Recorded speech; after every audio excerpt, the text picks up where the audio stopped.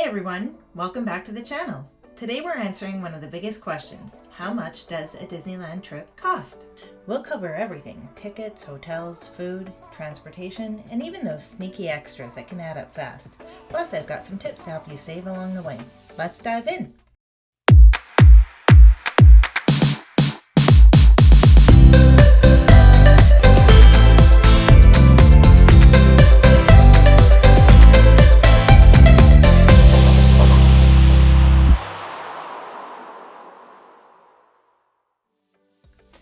If you want to go on a Disneyland vacation in 2025, obviously one of the main questions that you'll have that will impact if you go or not will be, how much will it cost? There are a lot of variables that go into this answer, but the good news is that you can customize your trip to whatever suits your needs the best, so let's break it down.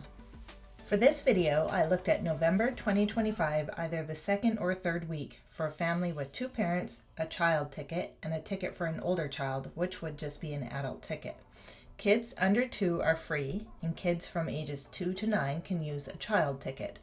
Kids 10 and older need an adult ticket. Also, I didn't factor in special ticket offers that they run periodically, like adults for kids prices, $50 kid tickets, etc. I priced the tickets and the hotel prices on the Getaway Today website, as they often have ticket deals and hotel deals. All of the prices in this video are in US dollars, so if you're coming from out of the country, make sure to convert it to your currency. Let's start with hotels. The Disneyland Resort is located in Anaheim, California, and its geography is a key factor in the variety of hotel options available. The resort itself is situated just west of the I-5 freeway, which provides easy access for visitors coming from outside the area. While there are several hotels east of the freeway, the most popular accommodations are typically located west of the freeway. The area surrounding the resort is filled with hotels, particularly along Harbor Boulevard, which runs north to south directly next to the resort. Along Harbor Boulevard, you'll find many popular hotels, ranging from budget motels to mid-range options and upscale resorts. These hotels are a short walk away from the park entrances, making them ideal for visitors who want quick access to the parks. Additionally, within the resort itself, there are 3 Disney-owned hotels: the Disneyland Hotel, Disney's Grand Californian Hotel and Spa, and the Pixar Place Hotel. In addition to the hotels, the area surrounding Disneyland is full of dining, shopping, and entertainment options, especially along Harbor Boulevard. It's a lively and convenient area for tourists, with something for all budgets and preferences. I looked at hotels on or close to Harbor Boulevard, but you can venture out more if you want to save money. Just keep in mind that if you're further away, you'll need to factor in additional transportation costs to the parks. Also, if you have kids that need to be in car seats, not just booster seats, that can throw a wrench in your plans, as you'll likely need to make sure that you're close enough to walk with a stroller or rent a car and bring a car seat from home.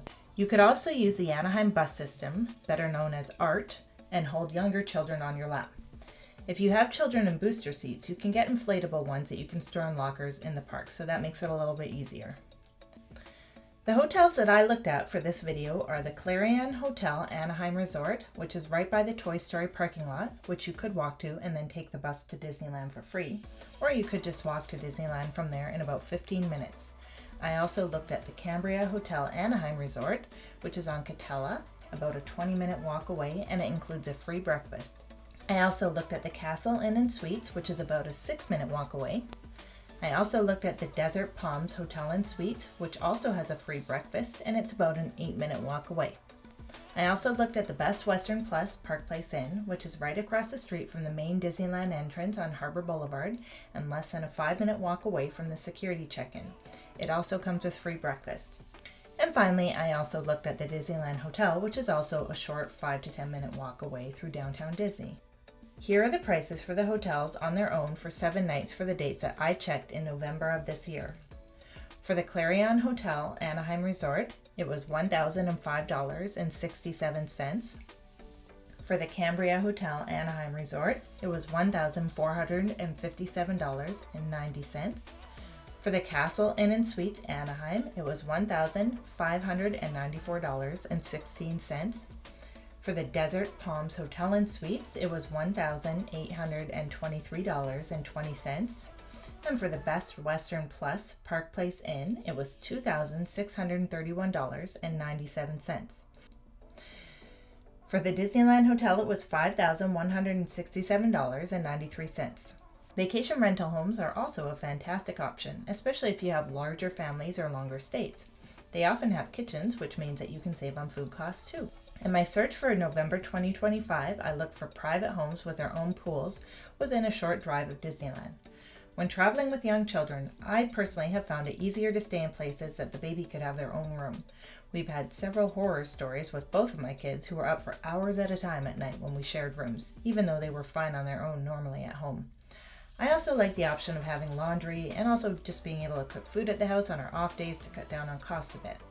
Of course, if the place that you've selected is more than walking distance away from the parks, then you need to consider costs for travel such as Uber or Lyft or a car rental or the Anaheim bus system. Vacation rental homes have pros and cons, so you'll just have to weigh all the options and do what works best for you. I found one for $2,409.51 for the week in Fullerton, about a 10-minute drive from Disneyland. Keep in mind the hotels that I mentioned earlier, the times that I said were for walking time, not driving time. I found closer ones for this time period, but there weren't a lot available for the budget that I'd given myself. But on our 2 previous trips that we stayed in vacation homes, we were within walking distance for both. We were also going with other family members, so we were able to share the costs, which helped. Okay, so for accommodations, we have the cheapest option of $1,005.67. This one doesn't include breakfast. Then we have a mid-priced option for $2,631.97. And for the most expensive option, we have $5,167.93. Plus, on the Vrbo website, I found the one in Fullerton for $2,409.51. Now for park tickets. A single day, single park ticket starts at $104 for adults and $98 for kids aged 3 to 9. They have tiered pricing, so that's the price on the cheapest day. But they can be as expensive as $206 for an adult for one day and $196 for kids. But let's be honest, most families spend more than one day, which is where multi-day tickets come into play.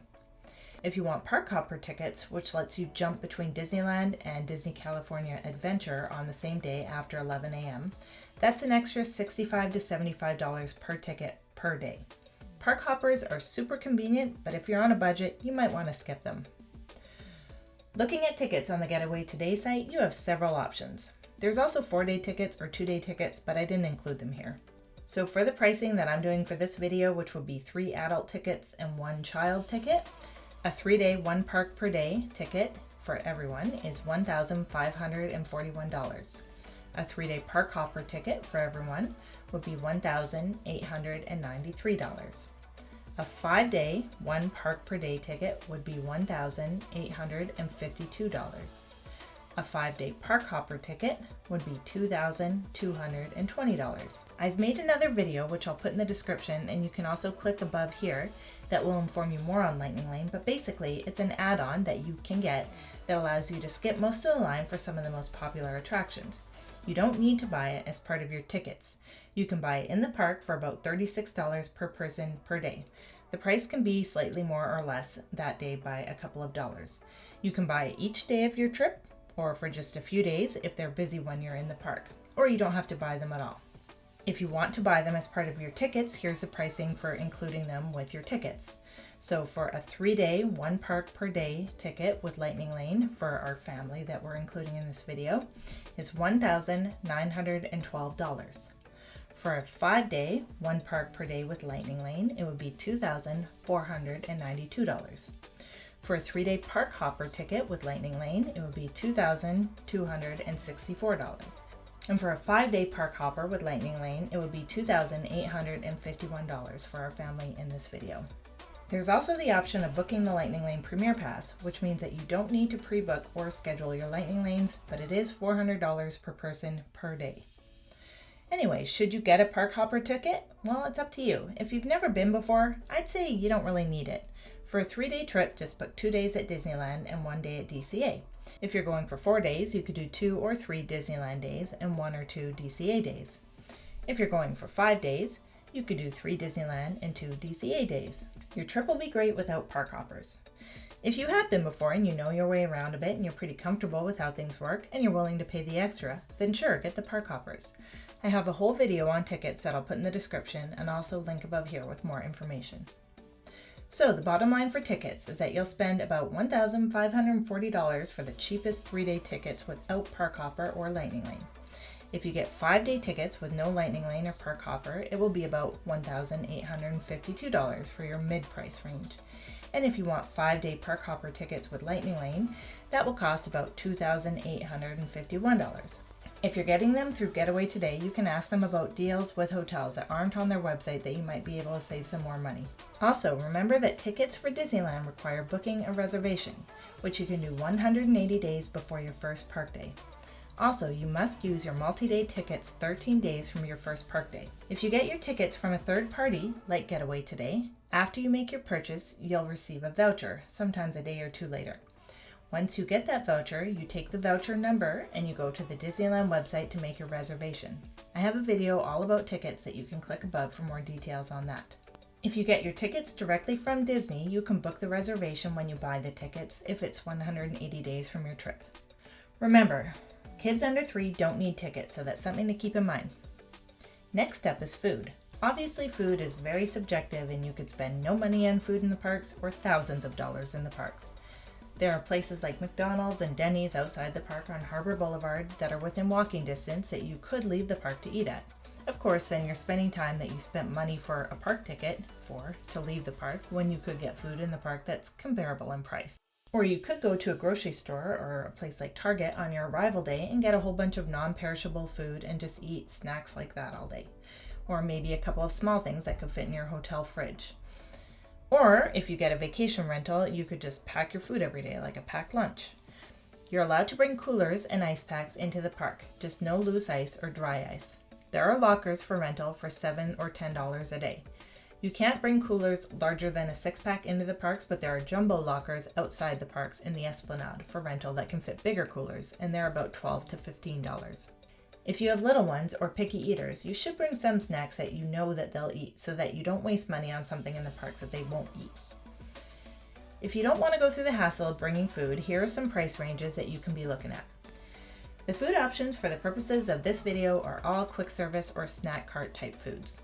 None of the meals that I priced out are for sit-down restaurants, which can be more expensive and also require reservations.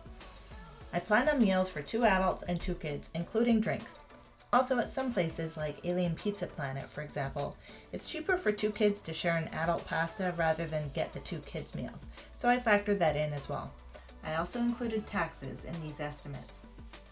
On the higher end, for 3 meals in the park a day for a 5-day trip, plus a couple of snacks that everyone can share, you could spend about $1,650.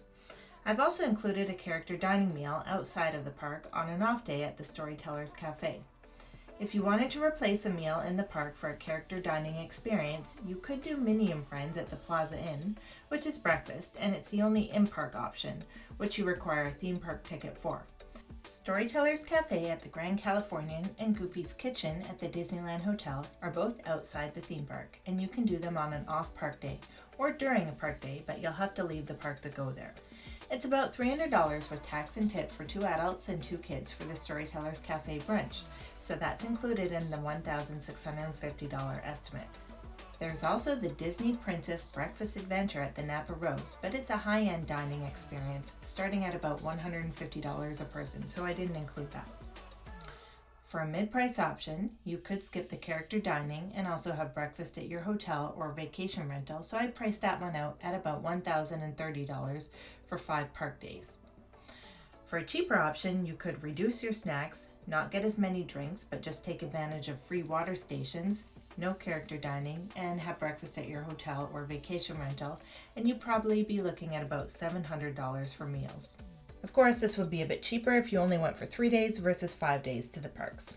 Most meals were about $60 to $70 for 2 adult, 2 kids meals, plus drinks for everyone. Some were a bit more, some were less, but that's an average. Of course, you also need to factor in food for your off-park days too, including rest and travel days. So, depending on if you eat at your hotel, restaurants in Anaheim or downtown Disney, buy food from a grocery store, etc., you could be looking at another $150 to $300 for food on your off-park days. I made a whole video on booking flights, which you could click above. Prices can vary based on how far in advance you book your flight, what websites you use, what airports you fly from or into, But for the rough estimate needed for the purpose of this video, I checked on flights 4 months out from Vancouver to John Wayne Airport, which is in Anaheim, also known as SNA Airport. I also looked at Vancouver to LAX, which is in LA, and I looked at Seattle to John Wayne and Seattle to LAX. Obviously, if you're coming from overseas or the other end of the country, or if you're driving, your prices are going to be a lot different. Also, if you're flying, don't forget to include luggage in your costs. So from Vancouver, BC to LAX, it was $1,785. From Vancouver, BC to SNA, it was $1,902.79. From Seattle to LAX, it was $1,109.23. And from Seattle to SNA, it was $1,307.70. Also, you might be able to use credit card or travel points to get some or all of your tickets. Any way you slice it, travel costs need to be accounted for, so these are just some rough calculations for this video. The prices that I mentioned for all of these flights, I did include luggage costs for 4 people, so a suitcase for each person each way at about $50. Of course, they might be more or might be less, but that's what I did for this video. Also, keep in mind all the prices, including the Vancouver ones, I did in US dollars, so convert it if you're coming from Canada or anywhere else. Somewhat associated with travel costs is the cost of shuttles and ride shares and buses or rental cars, or a combination of any of those. You need to figure out how to get from the airport to your hotel and then back to the airport at the end of your trip. There are many services, but one of them is Carmel Shuttle. The cost to get to and from the hotel in a 5-person rideshare shuttle, which you could, but likely won't have to share with someone else in this 4-person family scenario, is $173.48 each way, including taxes and tip from LAX to the Disneyland Resort area. And from John Wayne Airport, it was $94.59 each way, including taxes and tip. So you're looking at about $150 difference in shuttle costs between the 2 airports. That's something to keep in mind when you're factoring in your flights. Sure, LAX might be a bit cheaper, but you're paying more for the shuttle, so maybe that's not even worth it then. Plus you also have to sit in LA traffic for an hour or more, so that's also maybe something you don't want to do. Anyway, then there's getting to and from the theme park from your hotel. If you're close enough to walk, great. If you're on harbor but you're not super close and you don't feel like walking 15 to 20 minutes each way each day, and you need to use Uber or Lyft, it's about $14 to $18 per trip. If you have little ones that can't go in Uber or Lyft and you need to take the bus, you can get ART fare passes for either 1 day, 3 days, or 5 days, or more, but not relevant to this video. The most likely amount of days that you would need the bus fare pass for is either 3 or 5 days. So for our family with 2 adults and say a 12-year-old and a 5-year-old, the 3-day pass would cost you $51.50 for the whole family, and the 5-day pass would cost you $80.50. For a one-time ride, it would cost $13.50 for your whole family, and for a 1-day pass, it would cost about $20.50. So those are all just different options. Maybe you just need to take the bus 1 day, or maybe you want to take it for the whole trip, who knows. To rent a car for a week, big enough to hold 4 people and all of their luggage, it would cost about $550 to $600, depending on if you get it from LAX or John Wayne Airport. If you're staying at a hotel, you likely have to pay about $25 a day for parking at the hotel. If you drive your car to Disneyland every park day and you were there for 5 days, that would cost $35 a day for parking, plus any gas that you use. You can sometimes get insurance with your credit card. Verify that before you assume it. So if insurance is included with your credit card that you use for the rental and you have 5 park days, you're looking at about roughly $1,000 for a car rental and all the associated costs like parking at the Disneyland Resort, parking at your hotel, and a bit of gas. If you're in the vacation rental home, you probably won't have to pay the $25 a day for parking, so your cost would be $175 cheaper. Having a rental car isn't necessary, but of course it's more convenient, and also you can have a car seat for little ones and you can explore the area, maybe go to the beach or do some other things on your off days. So you just have more options, but it also comes at a higher price tag. So you're looking at a range of prices for transportation while you're in Anaheim from about $200, which would be the shuttle from SNA and then walking to and from the hotel every day, and then the shuttle back to SNA, to $440, which would be the LAX shuttle and Uber every day. Of course, Uber would be twice a day to and from the parks, and then the shuttle back. or about $1,000 for car rental, depending on if you're flying to LA or to John Wayne. So moving on, other costs to consider are travel insurance. Maybe you're covered in case of trip interruption with the credit card that you booked with. That's worth looking into. Getaway Today has a peace of mind plan for $100 that covers you if you need to change your hotel and park tickets, but not airfare. I looked up insurance through a local company with cancellation and medical coverage, and it was about $460 for the whole family for the whole trip. So this is something to consider and factor into your costs as well. At the very least, if you're coming from out of country or state, make sure that you have emergency medical coverage, and then count the cost to see if you think it's worth it to cover your costs should the whole trip need to be changed or canceled. Now for some fun stuff. Souvenirs are important to a lot of people. I've made a whole video that you can see above for cheap or unique souvenirs that you could get. Some of the more popular items that people get are droids from the Droid Depot in Galaxy's Edge, which are $100 plus tax for the whole experience. Or you can get scrap metal, which is a lightsaber, but don't tell the first order, from Savvy's Workshop for $220 plus tax for the whole experience each. You can also get cheaper lightsabers that are still custom in downtown Disney at the Star Wars Trading Post or at Star Traders in Tomorrowland in Disneyland for about $35 to $60 plus tax. Your average shirt at Disneyland is roughly maybe $60 for an adult and $85 for a Spirit jersey. These are all not including tax. Plus there are pins, ears, toys, stuffed animals, all sorts of clothes and hats, things for your house, artwork, figurines. There's just so much stuff. But say you had a budget of $800, which would be $200 a person, for each person to get one or two clothing items and maybe some snacks to bring home. Or a cheaper lightsaber for each kid, plus a shirt. I don't know what you'll want. Maybe you'll want to spend $3,000 on souvenirs, and then you need to buy another suitcase when you're in Anaheim, and then you need to pay for that suitcase to go home. I don't know. But anyway, just factor it all into your budget.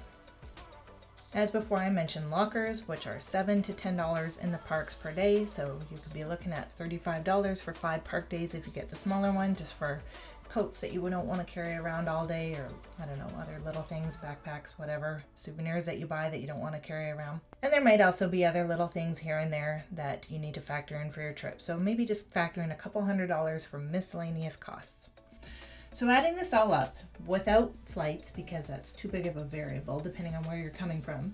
So adding this all up, you could be spending about $4,800 plus flights, assuming you fly, for a cheaper trip with 3 days in the parks or less if you don't buy park food or if you can get flights with points. You could spend about $6,900 plus flights if you get the cheapest 5-day park tickets and you eat some park food but breakfast at your hotel and no character dining. I didn't include Uber or Lyft because this price was based on the closest Best Western hotel that you could definitely walk from. Or on the higher end, you could spend $12,500 plus flights if you got the best tickets, the most food that I mentioned in this video. I mean, obviously you could go higher, as I explained in that section with sit-down dining, etc., and stayed at the Disneyland Hotel. A vacation rental home would probably be somewhere in between, maybe $7,350 plus your flights. And I've included a rental car in that price since you're a little bit further away, 7 minutes drive versus 3 minutes drive. So you could factor that in as well. And look around. I mean, I use Getaway Today to price out the hotels, but there are lots of websites with deals. Or you might have a trusted travel agent that you already know and love. Disney even has deals on their website, and they offer packages with not only their hotels, but with good neighbor hotels. There are so many options. I explain some of them in more detail in my What Hotels Should You Choose video, so check that out above here and thoroughly research your options. Make sure to read reviews too so that you know what to expect from the accommodations that you choose. I recommend using a spreadsheet to enter all of your estimated costs in, and then you can add up the different options to see what works best for you. Don't forget to factor in hidden costs such as taxes, tips, currency exchange, etc. So as you can see, there are a ton of variables, but I hope this gives you a good starting point. And of course, you can ask me any questions you have and have fun planning your trip. And please leave a comment below if you have any suggestions or tips for how to save money for your Disney trips. Thanks for watching. Please like and subscribe, and we'll see you in the next one.